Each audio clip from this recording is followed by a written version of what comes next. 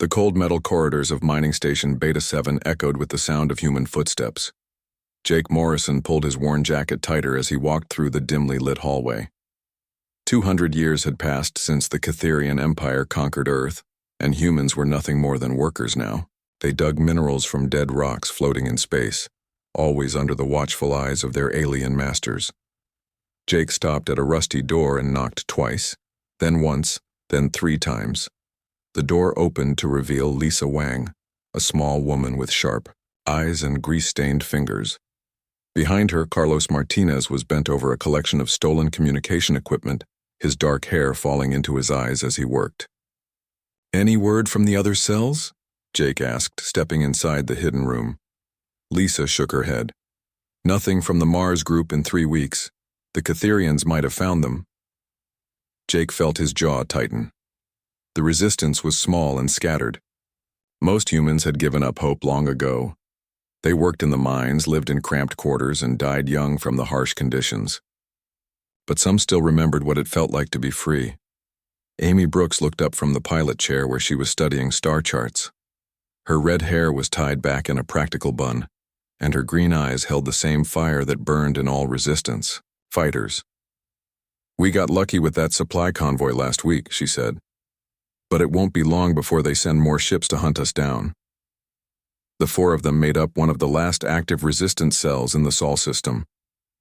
Jake had been a soldier before the conquest, fighting in the final battles as the Catherian fleet turned Earth's cities to ash. Lisa had been an engineer, Carlos a teacher, and Amy a cargo pilot. Now they were all outlaws, stealing what they needed to survive and striking back when they could. Danny Kim burst through the door, his young face flushed with excitement. At 22, he was the youngest member of their group, but his skill with sensors and scanners was unmatched. "You need to see this," he said, holding up a handheld device. "I was running long-range scans near Jupiter, looking for more Catherian supply ships to hit." "What did you find?" Jake asked. Danny's fingers flew over the scanner's controls. "There's something buried under the ice on Europa, something big. The energy readings are off the charts, but it's not Catherian tech. The signature is completely different." Lisa frowned. "Could be a trap. The Catherians are clever." "No," Danny said, shaking his head. "I've seen their energy patterns 1,000 times. This is something else, something old." Jake studied the readings on the small screen. The numbers meant little to him, but Danny was right about one thing. This wasn't like anything the Resistance had seen before. "How old are we talking?" "The power source has been running for about 200 years, Danny said, "since right before the invasion." The room went quiet. 200 years ago, Earth's government and military had been preparing for the Catherian arrival. Intelligence reports had warned them that a massive alien fleet was coming. Most people thought it was impossible to stop such an advanced enemy, but maybe someone had tried anyway. "We need to check this out," Jake said finally. "If there's even a chance that Earth left something behind, something that could help us fight back." "It's dangerous," Carlos warned. "Europa is in the middle of Catherian patrol routes. If they catch us there, we're dead. We're dead anyway. If we keep running hit-and-run attacks with stolen mining equipment," Amy said. She was already moving toward the door. "I'll prep the ship. We can be there in 6 hours if we take the long route around the asteroid belt." Their ship was a modified cargo hauler called the Scrapper. Amy had stolen it from a Catherian freight yard 2 years ago, and Carlos had spent months making it, faster and harder to detect. It wasn't much to look at. Dented hull plates, mismatched engines, and weapons that barely worked, but it had kept them alive this long. The journey to Europa took 8 hours. They had to hide twice when Catherian patrol ships passed nearby, drifting silent and cold until the aliens moved on. Jake spent the time cleaning his rifle and thinking about what they might find. Part of him hoped for weapons or ships that could turn the tide of their hopeless war. Another part feared that they would find nothing but another empty ruin. Europa looked the same as always, a ball of white ice marked with dark cracks. But Danny's scanners were going crazy as they got closer. The energy readings were stronger now, coming from deep beneath the frozen surface. "There," Danny said, pointing to a seemingly empty stretch of ice. "The signal is strongest right there." Amy brought the scrapper down in a gentle landing. The surface of Europa was hard as rock, covered with ice that had been frozen for millions of years. But as they approached the coordinates Danny had given them, Jake saw something that made his heart race. Hidden beneath a thin layer of ice was metal. Not Catherian metal with its strange organic curves, but human metal. Clean lines and sharp angles that spoke of Earth's engineering. The metal formed a large hatch, big enough for their ship to pass through. "How do we open it?" Lisa asked. Carlos was already running his hands over the surface, looking for controls. "Here," he said, pressing his palm against a dark panel. The panel lit up with soft blue light, and words appeared in English, the first English text any of them had seen. "In years, voice identification required," the panel said in a calm female voice. Jake leaned closer. "This is Captain Jake Morrison of the Sol Defense Force." There was a pause. Then the voice said, "Identity confirmed. Sol Defense Force records indicate Captain Morrison was killed in the Battle of Luna. Please provide current authorization." "The Battle of Luna was 200 years ago," Jake said. "Earth fell. The Catherians won. I'm part of the human resistance." Another pause, longer this time. "Processing. Resistance protocols activated. Welcome home, Captain." The massive hatch began to open, revealing a tunnel that led down into Europa's ice. Lights came on automatically, showing a path that seemed to go on forever. At the end of the tunnel, Jake could see the outline of something huge wading in. The darkness. "What is that?" Amy whispered. Danny checked his scanner again. "I don't know," he said. "But whatever it is, it's been waiting for us for a very long time." The tunnel stretched down into Europa's heart like the throat of some sleeping giant. Jake led his team deeper into the ice, their footsteps echoing off smooth metal walls that had been waiting in darkness for 2 centuries. Emergency lights flickered on as they walked, triggered by sensors that still remembered how to recognize humans. The air grew warmer as they descended. Somewhere far below, massive machines were humming with quiet power. The tunnel opened into a vast chamber carved from solid ice and lined with metal. In the center sat something that took Jake's breath away. It was a ship, but unlike any vessel he had ever seen. The hull was sleek and black, shaped like a blade cutting through space. It was easily 3 times larger than any Catherian cruiser, and strange energy patterns flickered along its surface like lightning trapped under glass. "Holy hell," Amy whispered. "What is that thing?" A new voice answered her. Not the tunnels, computer, but something else. A woman's voice, warm and strong. "That is the Defiance, humanity's greatest achievement and our last hope for freedom." Lights came on throughout the chamber, revealing the full size of the hidden facility. The ship sat in a cradle of support equipment, connected to power lines and computer networks.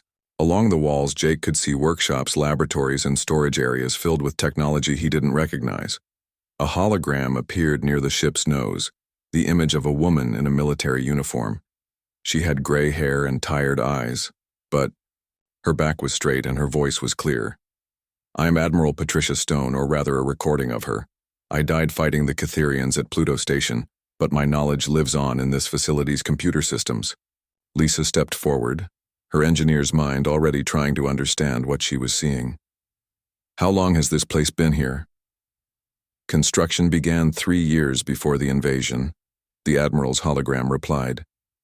"When our deep space scouts reported the approaching Catherian fleet, Earth's leaders authorized Project Titan, a crash program to build weapons that could match alien technology." Carlos was staring at the ship with wide eyes. "But Earth fell. Why didn't you use this?" "The Defiance was not ready when the invasion began," Admiral Stone said. "We had solved the major technical problems, but the ship needed more time for testing and crew training. When Earth's orbital defenses fell, the project leaders made a difficult choice. They hid the ship here and erased all records of its existence." Danny was running scans with his handheld device, and the readings were making him dizzy. The power levels are incredible.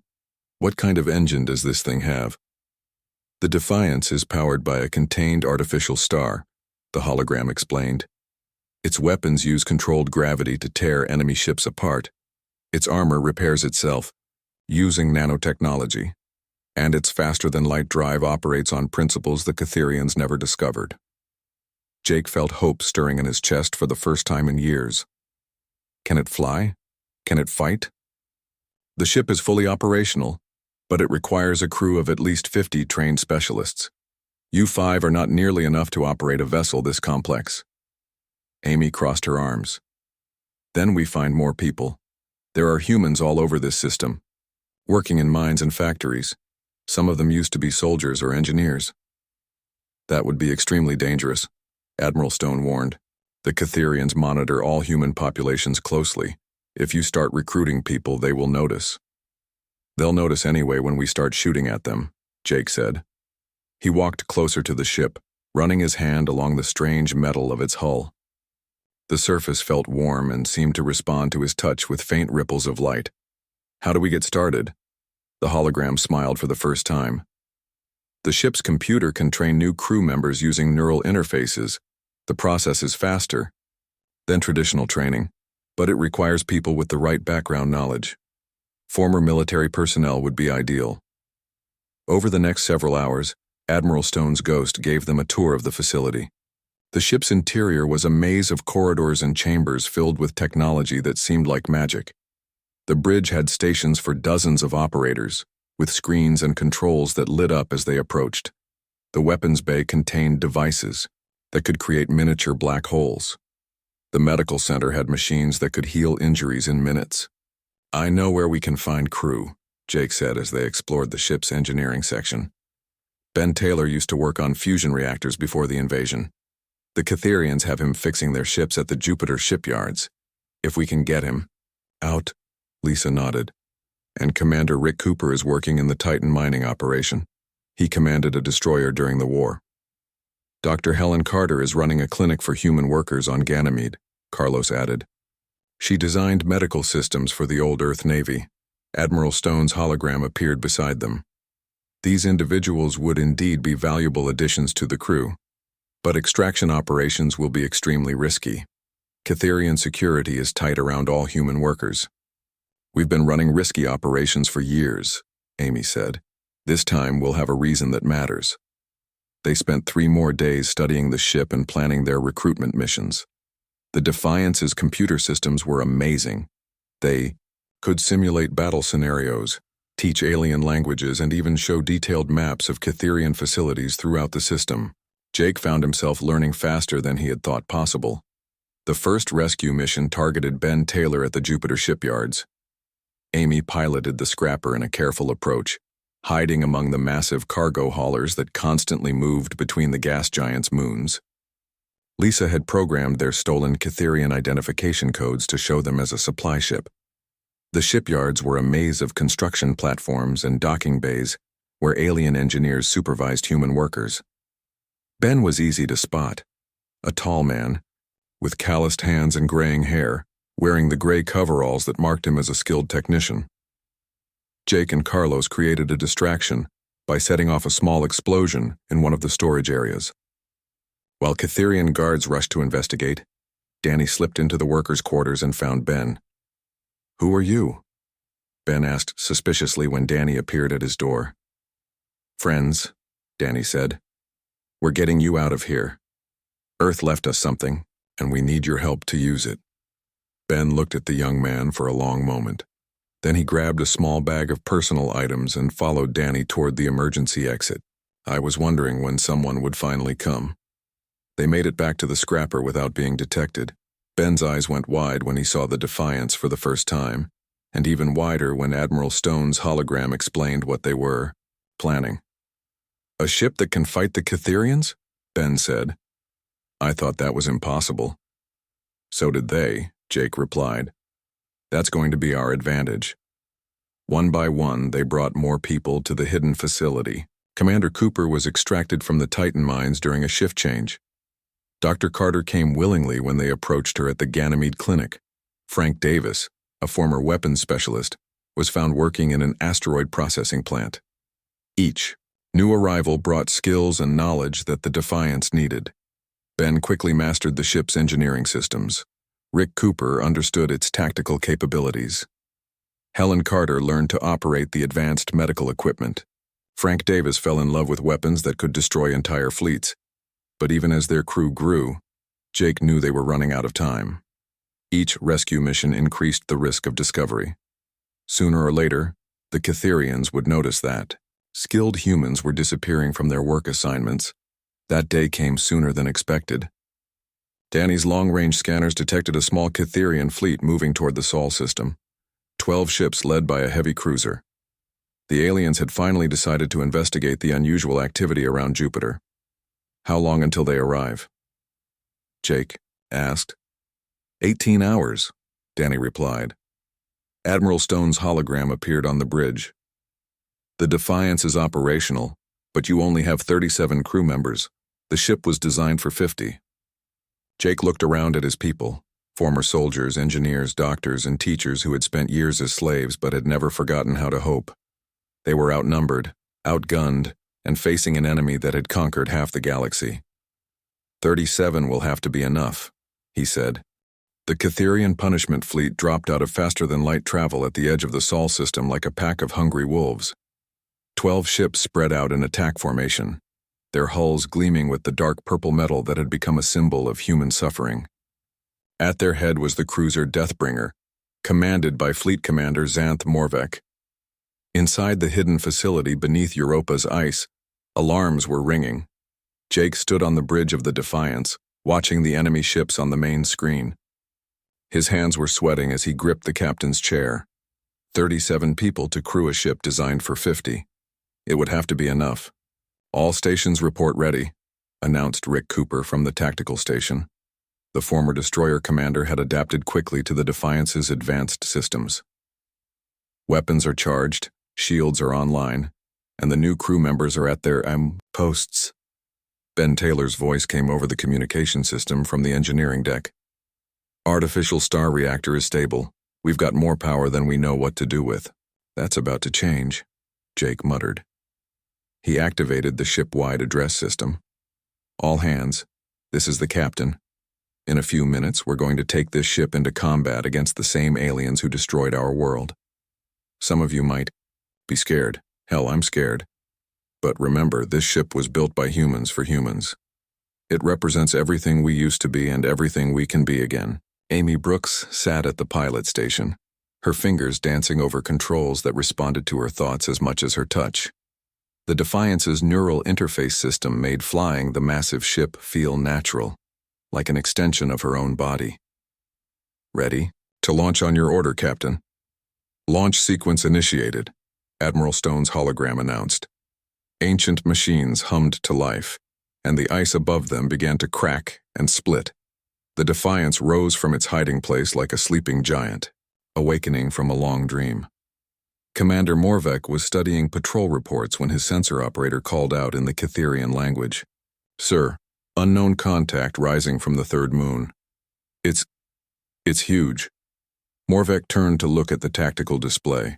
A single ship was emerging from Europa's surface, but its energy signature was unlike anything in the Catherian database.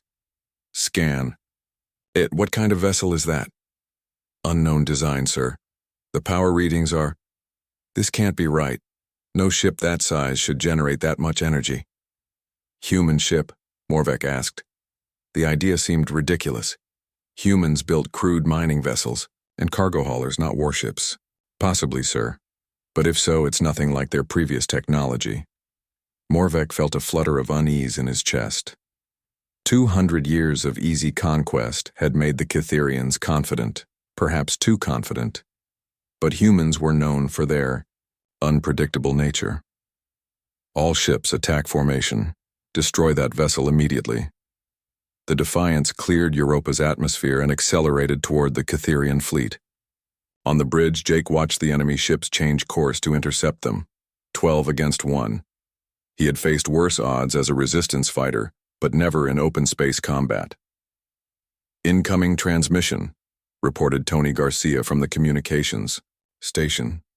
They're demanding our surrender. Open a channel, Jake said. When the Cytherian commander's reptilian face appeared on the screen, Jake smiled coldly. Commander Morvek, I presume. I'm Captain Jake Morrison of the Earthship Defiance. You have 60 seconds to leave this system before we destroy you. Morvek's eyes widened in surprise. Few humans had ever spoken to Cytherian officers with such confidence. Captain Morrison, you pilot a single ship against my entire fleet. Surrender now and your death will be quick. Counteroffer, Jake replied. Leave now and some of your ships might escape. He cut the transmission and turned to his crew. Let's show them what humans can do. Sarah, bring us about. Greg, target their lead ship. Sarah Mitchell, a former cargo pilot who had learned to fly the Defiance in just 2 weeks, swung the massive ship toward the enemy fleet. The vessel moved with impossible grace for something so large, its exotic matter hull cutting through space like a knife through water. Greg Thompson, manning the weapons station, locked onto the Cytherian cruiser. Target acquired. Singularity. Cannon is charged and ready. Fire, Jake ordered. The Defiance's main weapon created a controlled black hole the size of a marble and hurled it at the enemy ship at near light speed. The Cytherian cruiser's shields flared as they tried to absorb the impact, but gravitational forces that could crush planets were not stopped by energy barriers. The cruiser imploded in on itself, its hull folding like paper as the artificial singularity tore it apart from the inside. The explosion was brief but brilliant, and when it faded there was nothing left but twisted debris. Direct hit, Greg reported unnecessarily. Everyone on the bridge had seen the cruiser disappear. The remaining Cytherian ships opened fire, filling space with plasma bolts and energy beams. The Defiance's quantum shields absorbed the incoming fire, converting the enemy's weapons into harmless light displays. Not a single shot penetrated the ship's defenses. Their weapons can't hurt us, Ben's voice came from engineering. The shield generators are barely registering the hits. Commander Morvek stared at his tactical display in disbelief. His fleet's most powerful weapons were having no effect on the human ship. Impossible, no shield technology is that advanced. Sir, the human vessel is changing course. It's coming straight at us. Sarah pushed the Defiance's engines to full power, accelerating the ship toward the center of the Cytherian formation. The aliens scattered, but they were too slow. The Defiance's exotic matter hull passed through 3 enemy ships like a ghost, and each vessel exploded as its matter was disrupted by contact with the impossible material. How many ships left? Jake asked. 8, Rick replied. But they're trying to retreat. Don't let them escape. If even one ship gets away, the Empire will know what we have here. Amy spun the Defiance in a tight turn that should have been impossible. For a ship its size, the artificial gravity system kept the crew from feeling the crushing forces involved. She lined up on the fleeing Cytherian vessels and began hunting them down one by one. The space battle turned into a massacre. The Cytherian ships had been built to fight other Cytherian ships, or the crude vessels of primitive species. They had no answer for weapons that manipulated gravity and shields that operated in multiple dimensions. Greg methodically destroyed ship after ship with the singularity cannon. Each shot created a brief black hole that consumed its target completely. Sometimes the gravitational distortion caught nearby ships as well, dragging them into the artificial event horizon. Last ship is braking for hyperspace, Sarah reported. Stop them, Jake ordered. The Defiance's faster-than-light drive was based on different principles than Cytherian technology. While the aliens needed to build up speed for their jump, the human ship could instantly shift into hyperspace. Sarah jumped ahead of the fleeing vessel and dropped back into normal space directly in its path. The collision lasted less than a second. The Cytherian ship struck the Defiance's hull at tremendous speed and simply ceased to exist, its atoms scattered across light years of space. The human ship emerged from the impact without a scratch. All enemy vessels destroyed, Rick reported. No survivors detected. Jake slumped back in his captain's chair, hardly believing what had just happened. They had faced 12 Cytherian warships and destroyed them all without taking any damage. The Defiance was more powerful than anyone had imagined. Captain, Tony said from the communications station, We're receiving transmissions from all over the system. Human workers on the mining stations and factories are asking if what they saw was real. Jake activated the ship-wide communications. This message would go out to every human in the Sol system, and probably beyond. This is Captain Jake Morrison aboard the Earth ship Defiance. What you saw was real. The ship your people built 200 years ago has awakened, and we've just destroyed an entire Catherian fleet. He paused, thinking about the words that would either inspire hope or bring down terrible vengeance. The war isn't over. The Empire has thousands of ships, and they'll send more when this fleet doesn't report back. But for the first time in 2 centuries, humanity has a fighting chance. Earth is not forgotten. Earth is not defeated. And today, we start taking back what's ours. The communication channels exploded with cheers, tears, and messages of support from humans throughout the system. For the first time in generations, they dared to hope that freedom might be possible. But Jake knew the celebration would be short-lived. The Catherian Empire would not ignore the destruction of an entire fleet. Soon, much larger forces would come to investigate. The real war was just beginning. The news of the fleet's destruction reached the Catherian homeworld 3 days later. In the Great Palace on Kith Prime, Emperor Kaiseth himself received the report. The massive alien ruler sat on his throne of living crystal, his 4 arms gesturing angrily as he processed the impossible information. 12 ships destroyed by a single human vessel? His voice echoed through the throne room like distant thunder. This must be some kind of mistake. The quantum beacons on all 12 ships went silent simultaneously, Your Majesty, reported Intelligence Minister Vorek.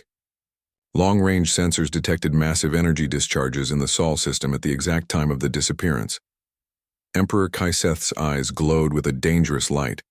The Catherian Empire had ruled the galaxy for over 1,000 years. They had conquered hundreds of species, turned entire star systems into slave colonies, and never faced a serious challenge to their power. The humans were supposed to be broken, defeated, useful only as laborers. Mobilize the 3rd Imperial Armada, the Emperor commanded. 300 ships, including the Worldbreaker. I want that system turned to ash and every human in it killed. Your Majesty, Vorek said carefully. Perhaps we should investigate first, if the humans have somehow developed new technology. They are humans, the Emperor roared, rising from his throne. Primitives who barely discovered fire when we were crossing between galaxies. No human weapon can threaten the Empire. But even as he spoke, Kaiseth felt a cold fear in his heart. The humans had always been different from other conquered species.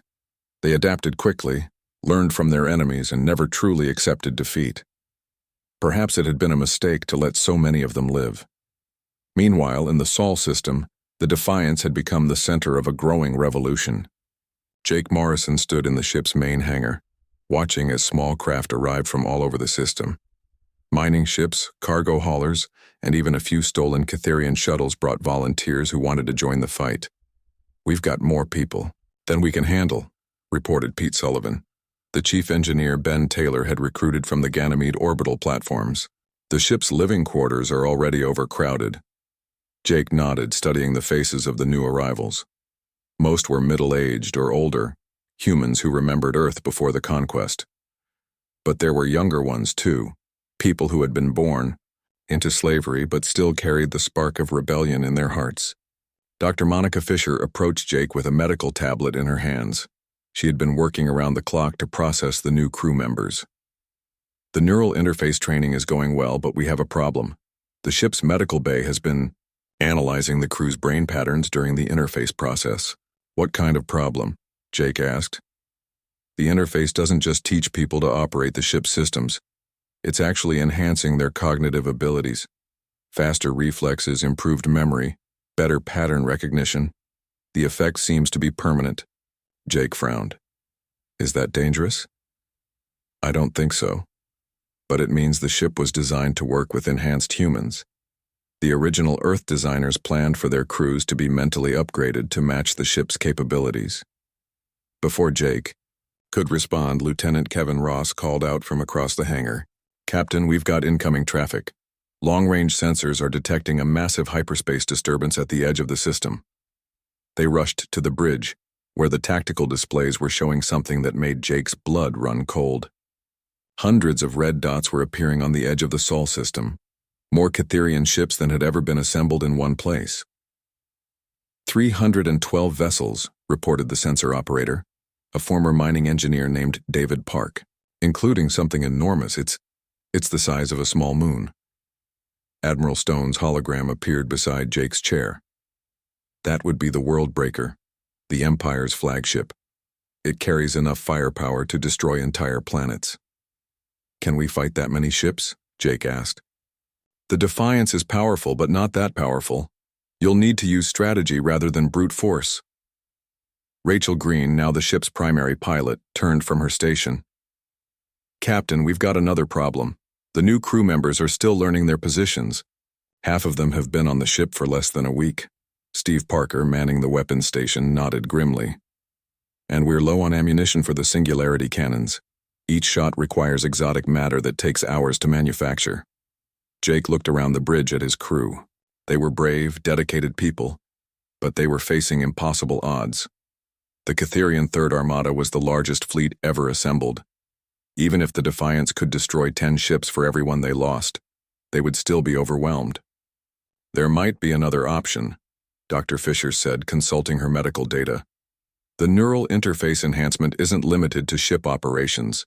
In theory, we could enhance the entire crew's abilities far beyond normal human levels.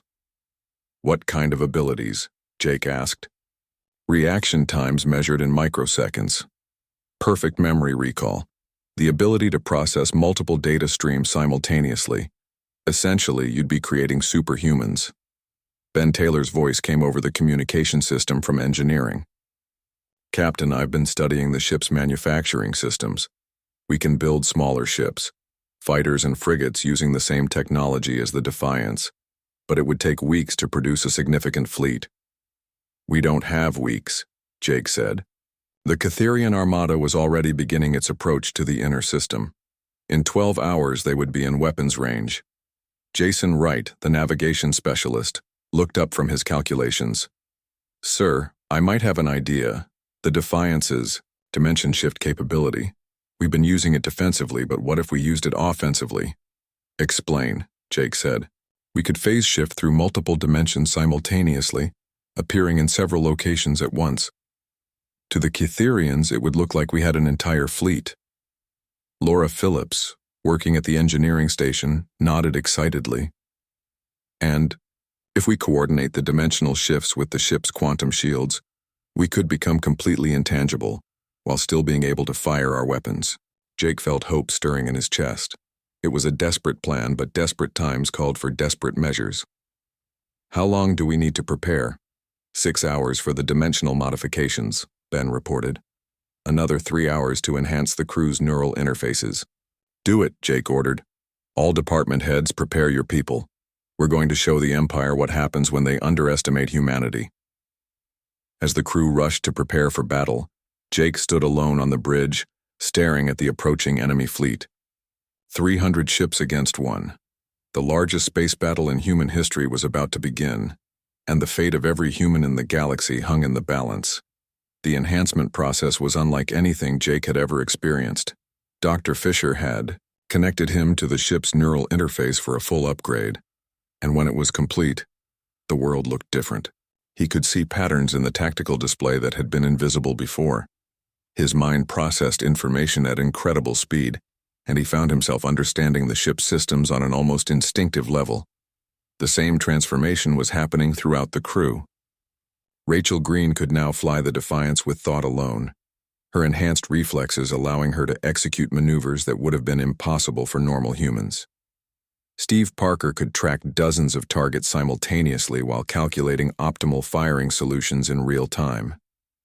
Enhancement process complete, Dr. Fisher reported.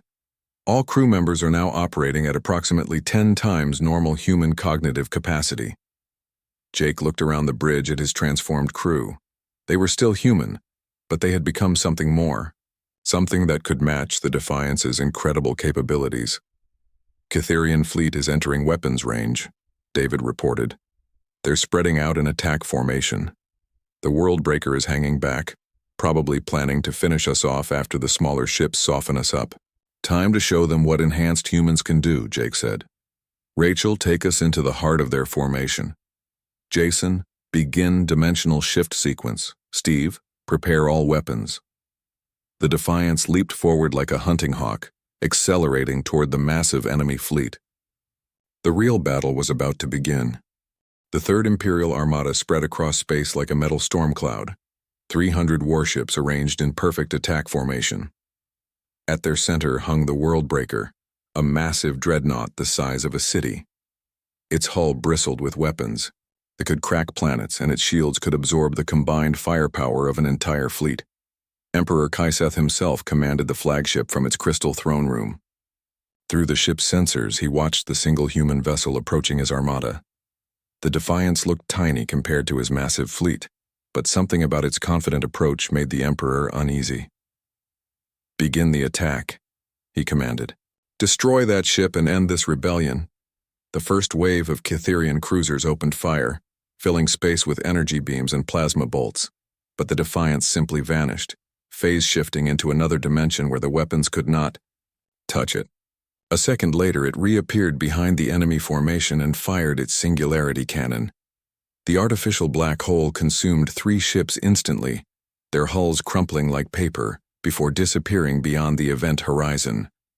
But before the Kytherians could respond, the Defiance vanished again. "What is happening?" the Emperor demanded. "Where did it go?" "The ship appears to be shifting between dimensional phases," reported his science officer. "It can become intangible while maintaining offensive capability." Jake Morrison stood on the Defiance's bridge, his enhanced mind processing tactical data at superhuman speed. The neural interface upgrade had transformed his crew into something beyond normal humans. They could think faster, react quicker, and coordinate their actions with perfect precision. "Rachel, shift us to Dimension 7, he ordered. "Jason, prepare for multi-phase manifestation." The ship flickered between realities, existing in several dimensions at once. To the Kytherian sensors, it looked like there were suddenly dozens of Defiance ships attacking from all directions. The enemy fleet broke formation, confused and desperate. Steve Parker's hands moved over the weapons controls like a pianist playing a deadly symphony. Enhanced reflexes allowed him to track multiple targets simultaneously, while calculating firing solutions that no normal human could manage. The singularity cannons fired again and again, each shot precisely aimed to maximize destruction. 37 enemy ships destroyed, reported David Park from the sensor station. "The Kytherians are trying to adapt their targeting systems, but they can't lock onto us while we're phase-shifting." The battle raged through the inner Sol system. The Defiance appeared and disappeared like a ghost, striking at the heart of enemy formations before vanishing again. Rachel Green piloted the ship through impossible maneuvers, diving through the center of Kytherian battle groups and emerging unscathed on the other side. But Jake knew they couldn't keep this up forever. The phase-shifting technology required enormous amounts of energy, and even the ship's artificial star reactor had limits. They needed to end this fight quickly. "Ben, how much longer can we maintain multi-dimensional phase state?" he asked over the communication system. "Maybe 20 more minutes at this rate," came the reply from engineering. "The exotic matter reserves are running low." Emperor Kaiseth watched his fleet being systematically destroyed by a single human ship, and for the first time in his long life, he felt real fear. The Kytherians had conquered the galaxy through superior technology and overwhelming force. They had never faced an enemy that could match their capabilities. "All ships fall back to the Worldbreaker," he commanded. "We'll end this with the Stellar Converter." The surviving Kytherian vessels retreated to the protection of the massive flagship. The Worldbreaker's main weapon was designed to destroy stars, turning entire solar systems into weapons against rebellious planets. If they couldn't defeat the human ship with conventional weapons, they would destroy the star that gave life to the Sol system. "Captain, the Kytherians are charging some kind of massive weapon," Laura Phillips reported from her engineering station.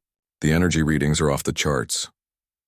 Jake studied the tactical display, his enhanced mind immediately understanding the threat. "They're targeting the sun. If that weapon fires, it will destabilize our star and kill everything in the system. Admiral Stone's hologram appeared beside him. The stellar converter is the Empire's ultimate weapon. No shield technology can stop it. Then we don't let them fire it, Jake said grimly. Rachel, take us straight at the world breaker. Jason, I need one final dimensional shift. But this time I want us to phase directly inside their ship. The crew looked at him in shock. Phasing inside an enemy vessel was theoretically possible, but it had never been attempted.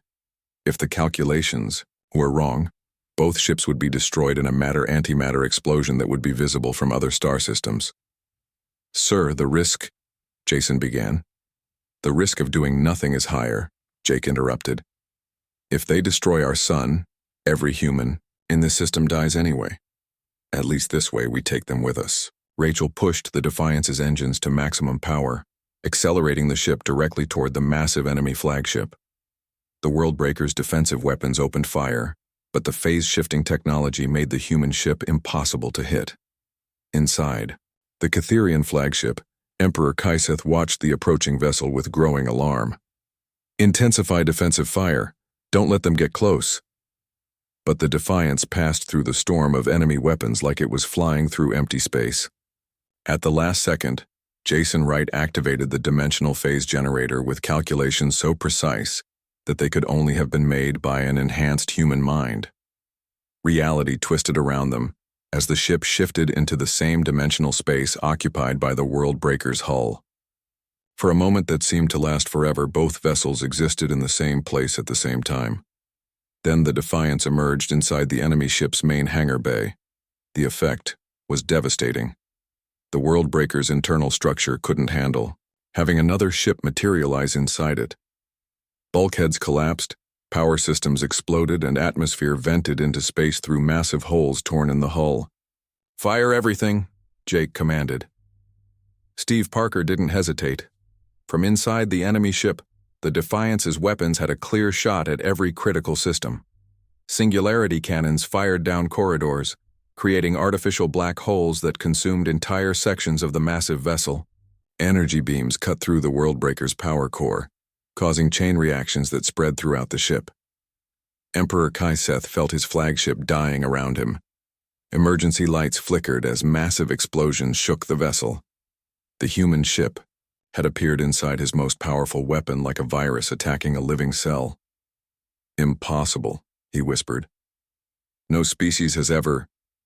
His words were cut off as the Defiance's main cannon fired directly at the Worldbreaker's command center. The controlled black hole consumed the Emperor and his throne room, along with half the ship's superstructure. Hull breach in 17 sections, reported a Catherian officer before another explosion silenced him forever. The Worldbreaker broke apart like a dying whale, its massive hull splitting into flaming chunks that scattered across space.